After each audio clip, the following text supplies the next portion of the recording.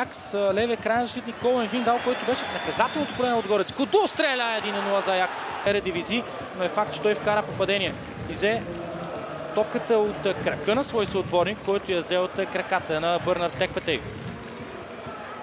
Трябваше ли да действа по този начин в тази зона Бърнард Текпетей? Отговора знае Ивайло Петев, но сякаш той ще бъде отрицателен. При двама футболисти на Аякс близо до Броби.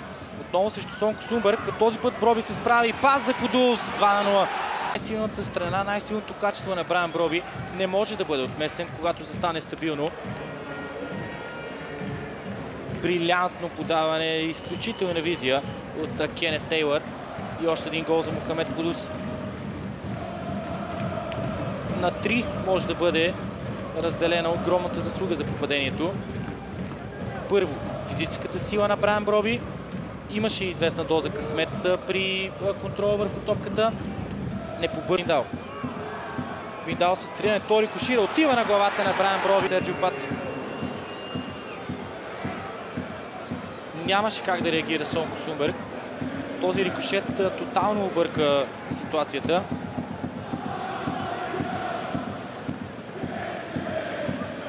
В гърба на Аслак фон Витри. Нищо в позицията на фон Витри не изглеждаше чак толкова фатално в момента на един на един срещу Иван Йорданов. Това не е добра новина за Лудогорец. Боржес влиза в наказателното поле. Тръгна да пада футболист на Аякс. Стивън Бергвайн. Подаване 4-0. Плюс Стивън Бергвайн, който избяга от шпагата на Аслак фон Витри. Остана на крака Боржес. Вероятно можеше да падне и да поиска дуспа.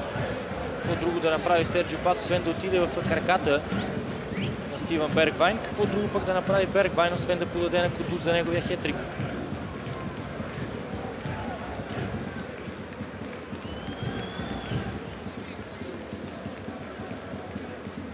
Рискува Ивайло Петев на почивката, извади малко по-дефацилно. Технически трудната среща, въпреки тежкия резултат, е готов да се бори за своите привърженици и да се опитва да